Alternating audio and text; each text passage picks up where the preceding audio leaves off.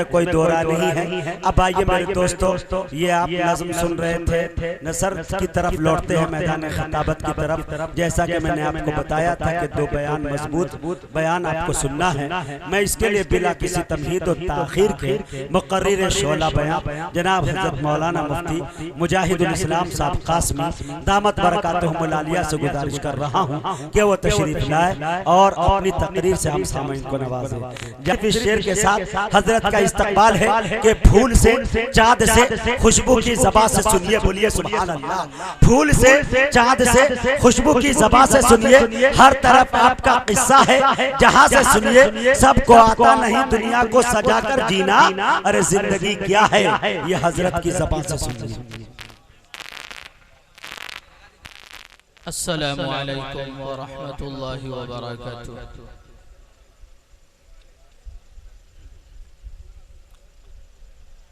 अल्हम्दुलिल्लाहि रब्बिल आलमीन वल आक़िबतु लिल मुत्तक़ीन वस्सलातु वस्सलामु अला रसूलिहिल अमीन मुहम्मदिन व आलिहि व सहबिहि अजमईन। अम्मा बअद फ़अऊज़ु बिल्लाहि मिनश शैतानिर रजीम। बिस्मिल्लाहिर रहमानिर रहीम।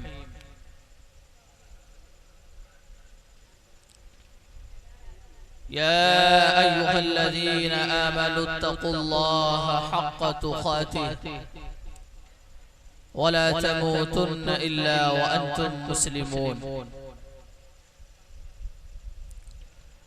वक़ाल अल्लाहु तबारक व तआला फ़ी मक़ामिन आख़र या अय्युहल्लज़ीना आमनू क़ू अन्फुसकुम व अहलीकुम नारा।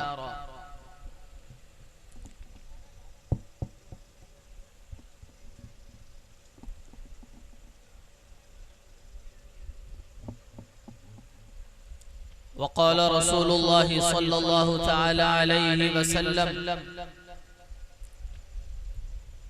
तुनकहुल मरअतु लिअर्बइन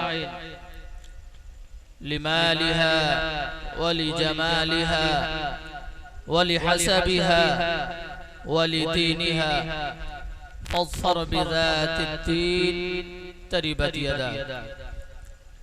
वक़ाल रसूलुल्लाहि सल्लल्लाहु तआला अलैहि वसल्लम मा मिन मौलूदिन इल्ला यूलदु अलल फितरा। सदक़ल्लाहुल अज़ीम। स्टेज पर रौनक अफरोज मुअज़्ज़ज़ व मुकर्रम उलमाए किराम व शुअराए इज़ाम, दूर दराज से तशरीफ लाए हुए और गांव के सामईन बातमकीन, पर्दा नशीं माओं और बहनों, मेरे नौजवान साथियों, अल्लाह रब्बुल इज़्ज़त का बेइंतहा करम और एहसान हुआ कि बारी ताला ने हम सबों को दीन की बात सुनने और सुनाने का सुनहरा मौका इनायत फरमाया। इस सुनहरे मौके के मिल जाने पर अल्लाह रब्बुल इज़्ज़त का शुक्रिया अदा करना चाहिए, वरना मेरे दोस्तों और बुजुर्गों, माहौल इतना पुरखतर चल रहा है और आज का इंसान इतना ज्यादा मशगूल हो चुका है कि माँ बाप को सलाम करने के लिए फुर्सत किसी के पास नहीं है। अल्लाह ने करम फरमाया कि दीन की बात सुनने के लिए फुर्सत निकालने का मौका दिया। दोस्तों और बुजुर्गों, आप सारे ही हजरात हमसे ज्यादा इस बात से वाकिफ हैं कि आज हम सबों का इस जगह मुज्तमा होना किस मुनासिबत से है। पीछे बैनर लगा है,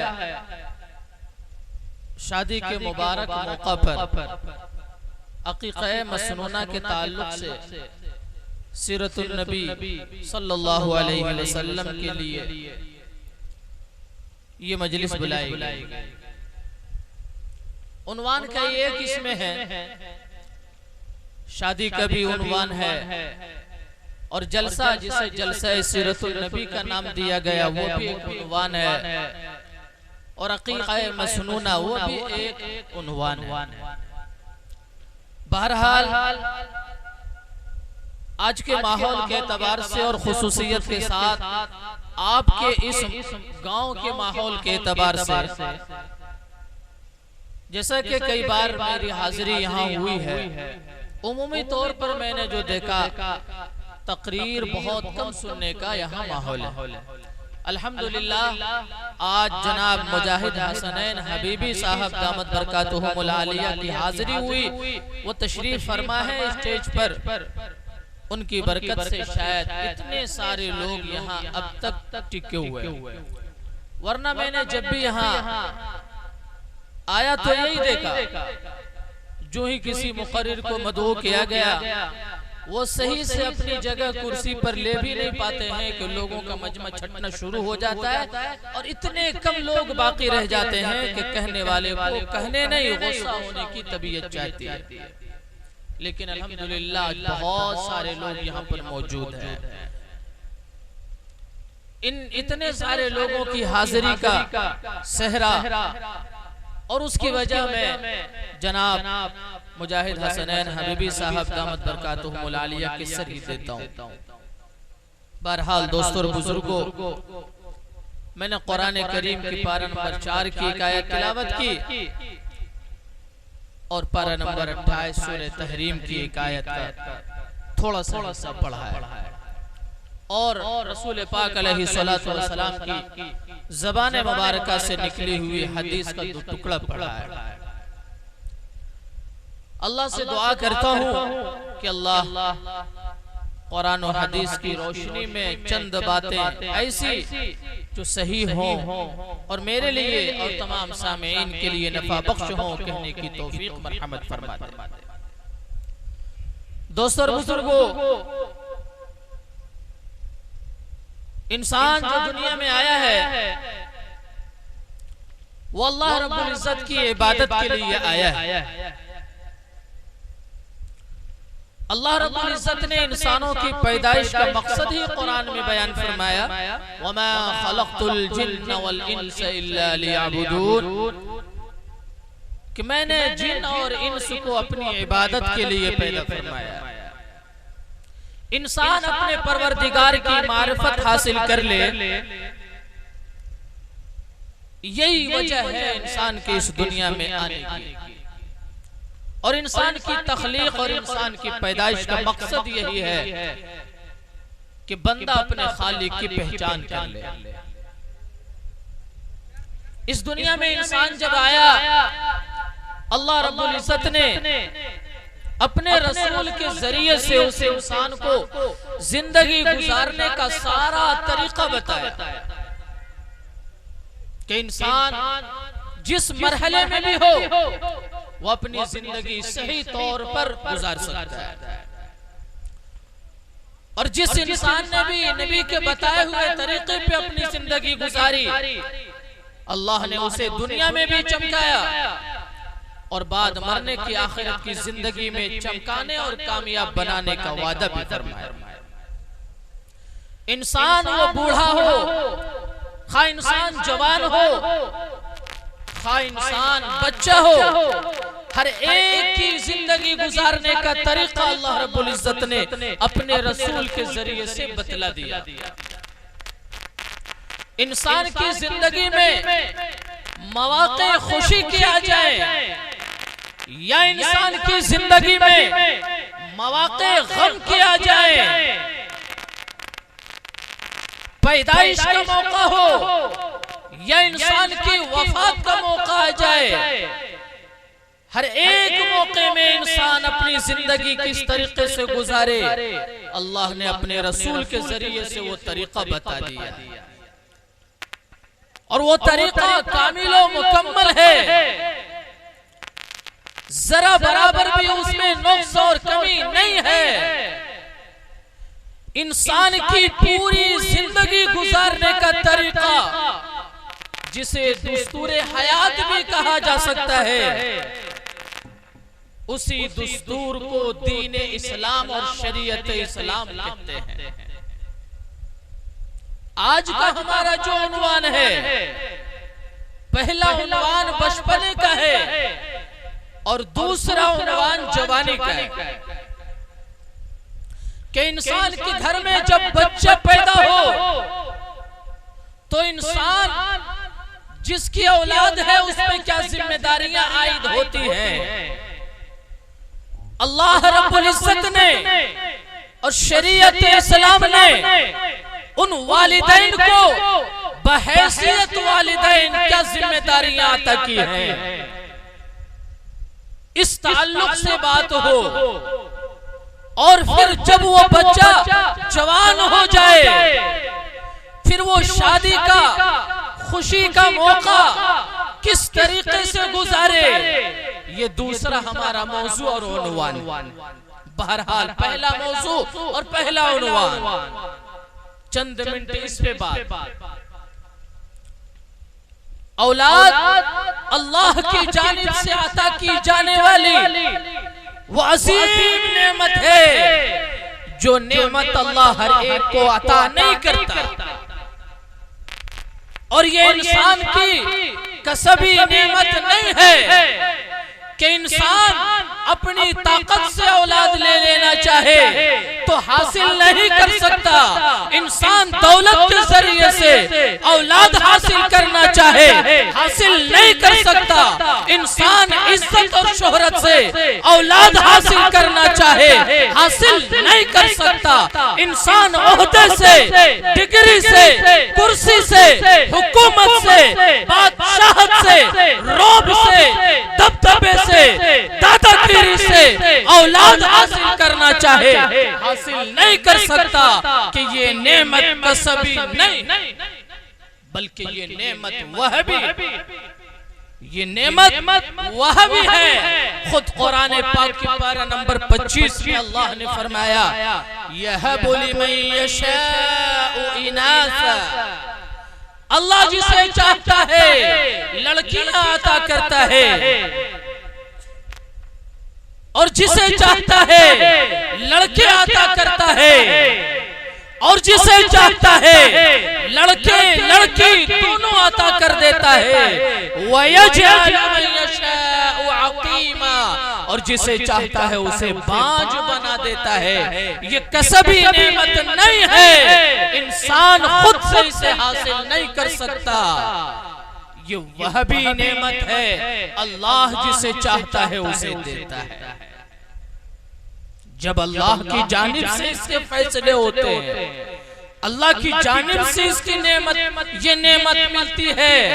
ये कसबी नेमत नहीं है, ये वहबी नेमत है। जब अल्लाह देता है तो अल्लाह जिम्मेदारियां भी उसके साथ अता करता है। ये नेमत कैसी कसबी नेमत है, आप इसका अंदाजा लगाएं। अल्लाह के चहीते नबी हैं हजरत इब्राहिम, अल्लाह ने औलाद की नेमत से महरूम कर दिया। महरूमी का ये आलम है कि उम्र 80 से प्लस हो चुकी है, 80 की पार उम्र जा चुकी है, लेकिन औलाद नहीं। हजरत इब्राहिम जान रहे हैं ये औलाद कसबी नहीं है, ये औलाद वहबी है। अल्लाह से दुआ करते हैं, क्या दुआ करते हैं? ऐ मेरे परवरदिगार, मुझे एक नेक सालेह लड़का अता कर दीजिए। अल्लाह ने वहबी नेमत को अपनी जानिब से देने का फैसला फरमाया, ऐलान फरमा दिया, फबश्शरनाहु बिगुलामिन हलीम। वहबी नेमत है। जब अल्लाह की जानिब से ये नेमत किसी को अता की जाती है, साथ में जिम्मेदारियां दी जाती है। और वो जिम्मेदारियां एक दिन में, 2 दिन में, 1 महीने में, 2 महीने में, 1 साल में, 2 साल में खत्म नहीं होती।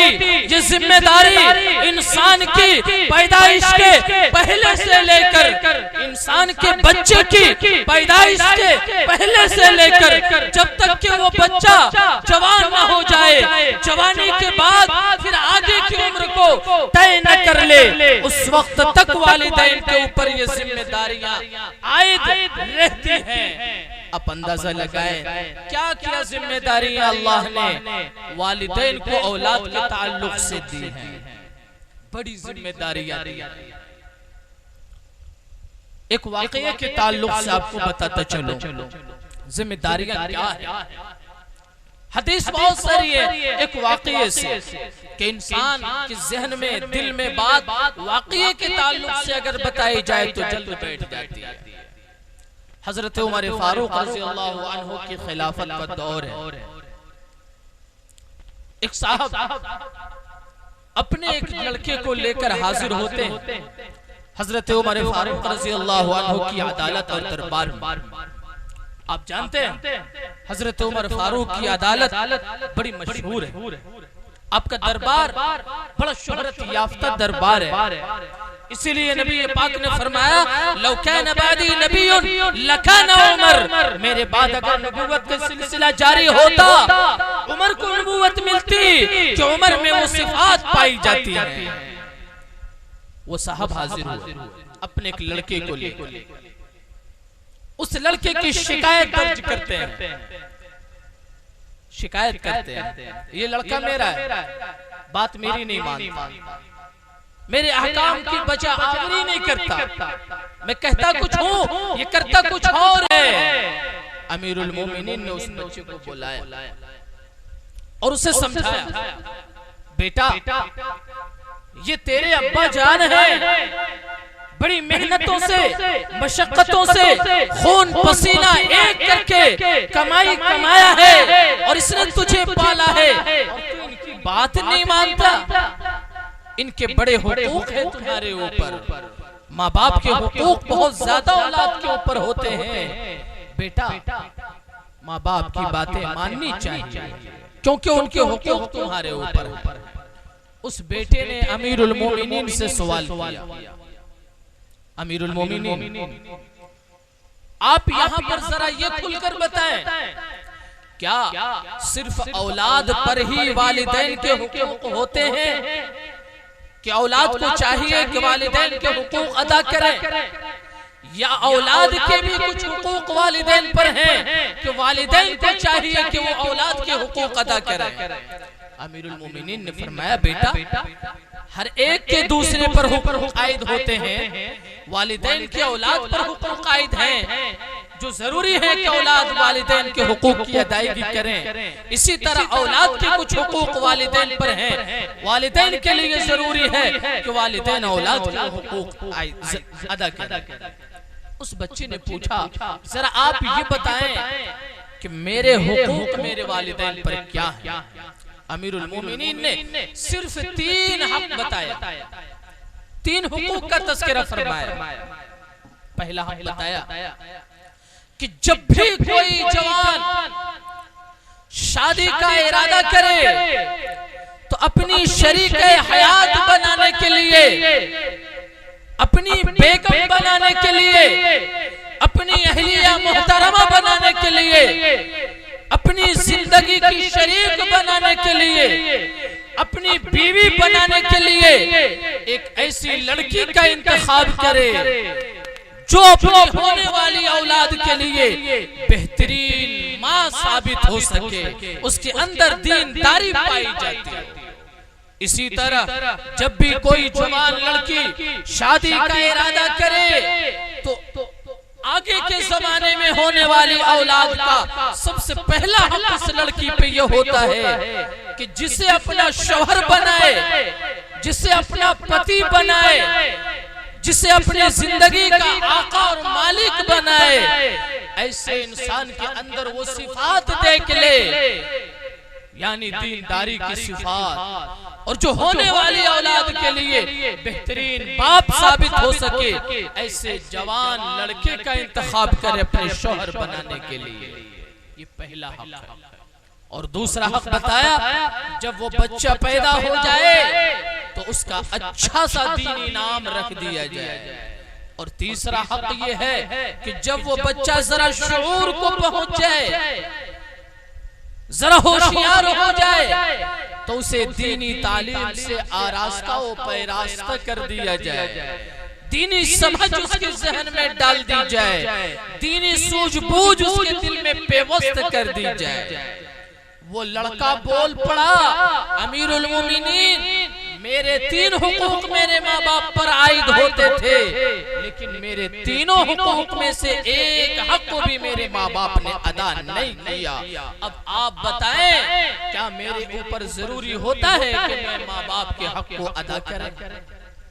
अमीरुल मोमिनीन ने इरादा किया था कि बच्चे को समझाएं, लेकिन जब बच्चे की बात सुनी उसके बाप पर गुस्सा हुए और यूं फरमाया, ए जवान, तुमने इससे कबल कि ये बच्चा नाफरमान बनता, तुमने इसे खुद अपने हाथों नाफरमान बना दिया। कबल इसके कि ये बच्चा तुम्हारे ऊपर जुल्म करता, तुमने पहले ही इस पे जुल्म के पहाड़ ढा चुके हैं। तो दोस्तों और बुजुर्गों, रोटियां दोनों हाथ से बनती हैं, एक हाथ से रोटियां नहीं बनती हैं। शरीयत ने हर एक को दूसरे के हुकूक का जिम्मेदार करार दिया है। औलाद को भी जिम्मेदारी दी है कि वो वालिदैन के हुकूक की अदायगी करे, और वालिदैन को भी जिम्मेदारी दी है कि वो औलाद के हुकूक की अदायगी करें। यहाँ रुक कर जरा बात कर ली जाए। अमीरुल मोमिनीन ने फरमाया, 3 हुकूक हैं वालिदैन के ऊपर औलाद के, जरा रुक कर इस पर थोड़ा थोड़ा तबसरा लगा दिया जाए ताकि मेरा दोनों उन्वान इसी के ताल्लुक से निकल जाए। अमीरुल मोमिनीन ने फरमाया, पहला हक ये है कि जब भी कोई इंसान शादी के लिए अपनी बीवी का इंतखाब करे, दीनदारी देखे। क्या देखे? दीनदारी देखे। और आइए वो हदीस देखिए जिस हदीस को मैंने खुतबे में पढ़ा है। अल्लाह के रसूल ने इरशाद फरमाया, 4 चीजें होती हैं जिन्हें देखकर कोई भी इंसान किसी लड़की का इंतखाब करता है अपनी बीवी बनाने के लिए। 4 चीजें। तुनकाहुल मरअतु लिअरबाइन, पहली चीज फरमाया माल। लड़की की दौलत को, लड़की के माँ बाप की दौलत को, लड़की के माँ बाप की चीजों को देखा जाता है कि कितनी चीज है उसके पास, कितने असबाब हैं उसके पास, दौलत की क्या पोजीशन है, जायदाद की क्या पोजीशन है, क्या वहां से आ सकती है दौलत, क्या वहां से मिल सकती है, उम्मीद क्या लगाई जा सकती है। इस चीज को देखकर इंतखाब किया जाता है। ये पहली चीज। और दूसरी चीज हुस्न को देखा जाता है, और तीसरी चीज हसब नसब को देखा जाता है, और चौथी चीज सबसे लास्ट नंबर पर दीनदारी को देखा जाता है। अल्लाह के रसूल ने इन चारों में जिसका इंतखाब फरमाया, फज़फर बिज़ातिद्दीन तरिबत यदा। दीनदारी को देख करके इख्तियार करना अपनी बीवी बनाने के लिए, अपनी हमशीरा का अपनी बीवी बनाने के लिए जिस लड़की का इंतखाब करना, तो दीनदारी को देख करके। अगर तुमने ऐसा किया तो यूं समझो तुम कामयाब हो। लेकिन आज का माहौल, हमारा करतूत, हमारा रवैया, जबान से, किरदार से, आमाल से, अफआल से, कौल से ये बता रहा है कि नबी की पसंद हमें पसंद नहीं है। और आज का इंसान, चाहे वो हम हो या आप हो या कोई और हो, हर एक इंसान पहली नजर में उसी लड़की का इंतखाब करता है जिस लड़की के यहाँ से दौलत मिल सकती है, ज्यादा से ज्यादा दौलत आ सकती है। लेकिन मेरे दोस्तों, खुसूसियत के साथ मेरे नौजवान दोस्तों, आपको पता होना चाहिए कि हमारी इस पसंद का, हमारी इस पसंद का, हमारे इस इंतखाब की वजह से, हमारी इस सोच की वजह से, हमारे इस माहौल की वजह से इसका बुरा असर कहाँ पड़ रहा है, इसका बुरा नतीजा कहाँ पड़ रहा है, इसका बुरा और खराब नतीजा कहाँ पड़ रहा है। नतीजा वहाँ पड़ रहा है कि बेटियां जो जन्नत में पहुंचाने का जरिया थी, बेटियां जो बाइसे रहमत थी, बेटियां जो इंसान की खुशी का जरिया थी, बेटियां जो इंसान के दिलों की तस्कीन की सबब थी, बेटियां जो इंसान को कोई मुस्कुराहट का जरिया थी, बेटियां जो इंसान की खुशी का सबब थी, आज उन बेटियों की पैदाइश को मनहूस समझा जाता है। आज उन बेटियों की विलादत को बड़ी बेचैनी और इस्तिराब की हालत में बर्दाश्त किया जाता है। और ठीक ऐसा महसूस होता है कि आज से 1450 साल पहले जो हालत थी अहले अरब की, वही हालत हमारी बन पड़ी है, वही माहौल हमारा माहौल बन चुका है। सिर्फ जरा सा फर्क रह गया है कि उनके यहाँ बेटियों की विलादत, बेटियों की शादी बाइस आर थी, और आज हमारे यहाँ पैसों की वजह से बेटियों को बाइस आर समझा जाने लगा। इसलिए दोस्तों और बुजुर्गों, ऐसा न करें। बड़ा माहौल पर खतर चल रहा है। आपका माहौल हो, हमारा माहौल हो, आपका घराना हो, हमारा घराना हो, आए दिन ये खबरें मिलती रहती हैं। दौलत की वजह से शादी न हुई, लड़कियों ने अपनी जान दे दी। गाड़ी न मिलने की वजह से अपनी जवानी सिसक सितक कर बिता रही है। दौलत न होने की वजह से अपनी जवानी बंद चार दीवारी में बुढ़ापे की रंग में रंग रही है। हमारी बहनें, हमारा ये करतूत हमारी नौजवान बहनों को जिंदगी खुशगवार गुजारने का हक खत्म कर दिया है। हमारा ये जरिया, हमारा ये सुलूक और हमारा ये बनाया हुआ माहौल आज की हमारी बहनों के लिए बड़ा तशवीशनाक बन चुका है।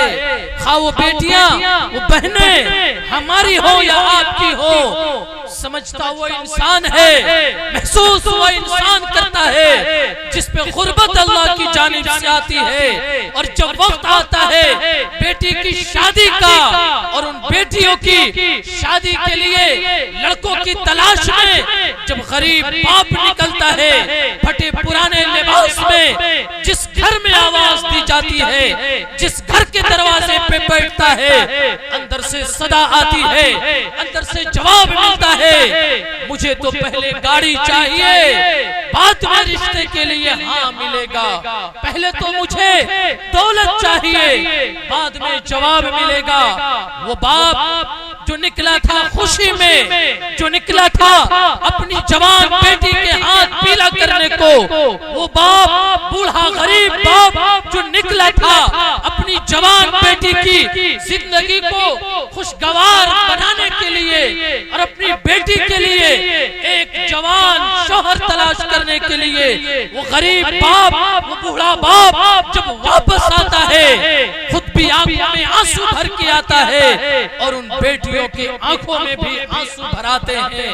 अगर आज नौजवानों हमने अपने माहौल को न बदला, हमने अपनी हालत को न बदली, हमने अपने करतूत को न बदला और सिर्फ दूसरे की दौलत पे पलने की आदत बना डाली, सिर्फ दूसरे की गाड़ी पे चलकर अपने आप को बड़ा गुरूर में रखने की आदी बना ली, तो खुदा की कसम इसी तरह आए दिन ये खबरें आती रहेगी। फला की बेटी ने फला के साथ भागकर जिंदगी बिताने का फैसला कर लिया, फला हमारी बहन ने गैर मुस्लिम के साथ भागकर अपनी जिंदगी गुजारने का फैसला कर लिया, और जहां वो गुनहगार होंगी वहां हम भी उसके शरीक होंगे कि माहौल हमने बिगाड़ा है, माहौल को हमने खराब किया है, माहौल खराब हमारे करतूत से हुआ है, माहौल खराब हमारे अमल से हुआ है, माहौल खराब हमारे बनाने से हुआ है,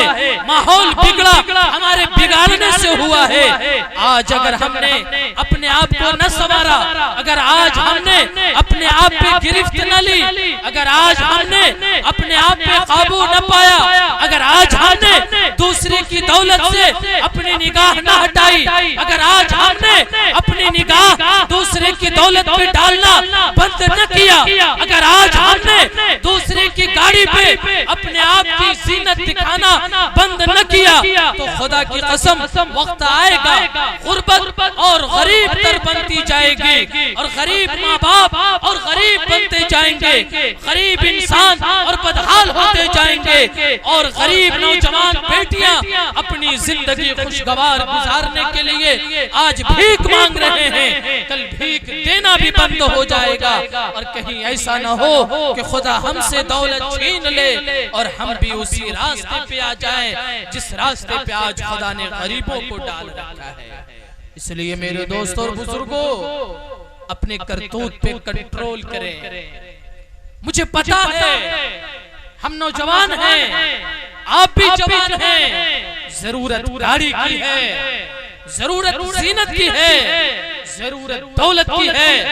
इसीलिए तो शरीयत ने मर्दों को इसकी जिम्मेदारी दी है, औरतों को नहीं। और अगर मैं आपको एक बात बताता चलूं कि आज के वक्त में जो चीज जरूरी नहीं है उसे जरूरी बना दिया गया और जो चीज जरूरी वाजिब है उसे मुस्तहब से भी नीचे करार दे दिया गया। वो बताओ क्या चीज है जिसे हराम करार दिया गया?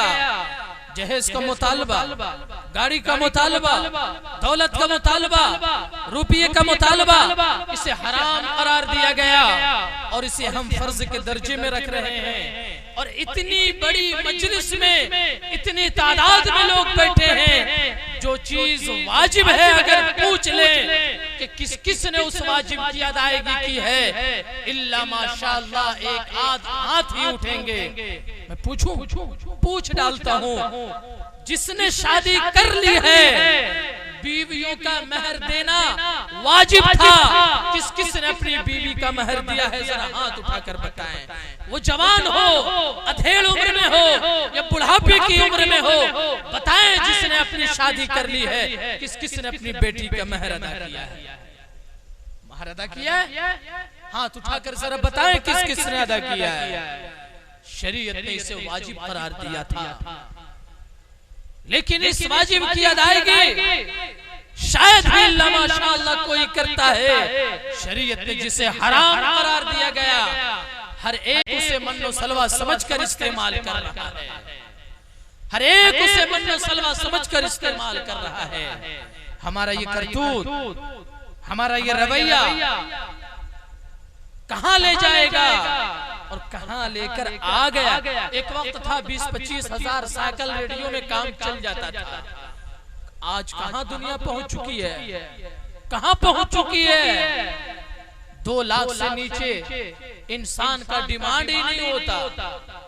कहां जमाना पहुंचा है? खुदारा इससे बाज आए। ऐसा ना सोचे इनका कहना है, कहेंगे ये लोग तो कहते ही रहते हैं। खुदा की कसम, जिन्हें कहने की जिम्मेदारी है वो तो निभाते रहेंगे, वो निभाते रहेंगे। जो सुनकर अपनी जिम्मेदारी ना निभाएं वो डबल गिरफ्त में आ जाएंगे और पकड़े जाएंगे। इसलिए दोस्तों और बुजुर्गों, पहली चीज अल्लाह के रसूल ने इरशाद फरमाई, दौलत को देखकर इंसान शादी करता है, दौलत को देखकर, और आज हो रहा है। और दूसरी चीज, वो भी हमारे माहौल में कम नहीं है, हुस्न। आज जितनी शादियां हो रही है उसमें से 75% खुद का पसंद करदा जोड़ा है, लोग खुद से पसंद कर रहे हैं। मैं बिल्कुल ये नहीं कह सकता और मैं ये बिल्कुल नहीं कहता कि खुद से पसंद करने को शरीयत ने मायूब करार दिया, मैं ये बिल्कुल नहीं कहता। लेकिन सिर्फ हुस्न को देखकर अपनी बीवी का इंतखाब करना, शरीयत ने इसे मायूब करार दिया है। इसे हुस्न नहीं बनाया, इसे हसीन नहीं करार दिया है। शरीयत ने जिस चीज को मेयार बनाया, शरीयत ने जिस चीज को जरिया बनाया, जिस चीज को तराजू बनाया, वो दीनदारी। इसीलिए हजरत उमर फारूक ने उन साहब को फरमाया कि जब भी कोई जवान शादी का इरादा करे तो अपनी बीवी को बीवी बनाने के लिए जिसका इंतखाब करे उसकी दीनदारी को देख, उसकी दीनदारी को देख ले।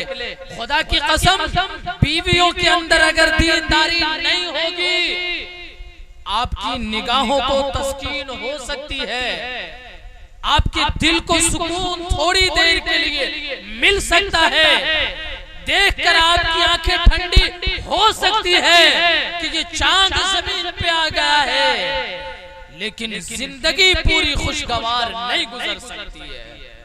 और अगर लड़की उतनी हसीन नहीं है जितनी चाहिए थी, लेकिन दीनदारी है, थोड़ी देर के लिए दिल को तस्कीन भले न हो, जिंदगी में तस्कीन आएगी, जिंदगी को सुकून मिलेगा। जिंदगी में सुकून सिर्फ हुस्न से नहीं आता, जिंदगी में सुकून सिर्फ हुस्न से नहीं आता। जिंदगी में सुकून अगर हुस्न से होता तो जिस काबिल ने हुस्न के लिए अपने भाई हाबिल का कत्ल किया था उसकी जिंदगी में सुकून होता, लेकिन अल्लाह ने उस इंसान की जिंदगी से चैन को, सुकून को खत्म कर दिया। और अल्लाह के रसूल ने फरमाया कयामत तक जितने इंसान का कत्ल होगा, कातिल को तो मिलेगा ही गुनाह, हर एक कातिल के बदले में उस काबिल को भी गुनाह मिलेगा। सुकून सिर्फ हुस्न से नहीं मिलता, खुशगवार जिंदगी से सुकून मिलता है। सिर्फ हसब नसब से सुकून नहीं मिलता, दीनदारी आ जाए, माहौल में माहौल सही आ जाए, सुकून मिलेगा। इसलिए मेरे दोस्तों और बुजुर्गों, अल्लाह के रसूल की पसंद को पसंद बनाए अपनी, अल्लाह के रसूल के इंतखाब को अपना इंतखाब बनाए। इससे हमारी जिंदगियां संवर जाएंगी, हमारी जिंदगियां सुधर जाएंगी, जिंदगियों में इनकलाब आएगा। और आज एक अहम बात जो मुझे असल में करनी थी, वो औलाद की तरबियत के ताल्लुक से, वो अकीक़ा का एक उन्वान है, वो औलाद की तरबियत के ताल्लुक से मैं उसे छोड़ता चला जा रहा था, लेकिन दिल चाहता है कि नौजवानों की मजलिस से जरा सा कह दूं, मेरे नौजवानों, आज हम सबों का मुश्तरका हम हैं, आप हो या कोई भी हो, उमूमी तौर पर नौजवानों का रवैया ऐसा बन गया है, मोबाइल से ज्यादा दोस्ती, माँ बाप से कम ताल्लुक, मोबाइल से ज्यादा ताल्लुक, अपनी बीवी से कम ताल्लुक, मोबाइल से ज्यादा ताल्लुक, अपनी औलाद से कम ताल्लुक। आपको पता है इसका रिएक्शन क्या होता है?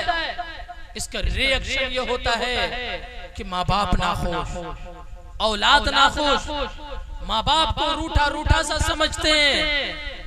अगर ये रवैया शौहर का बीवी के साथ है, बीवी अपने शौहर के दिल को बटा हुआ समझती है, इसकी वजह से घर का माहौल बिगड़ रहा है।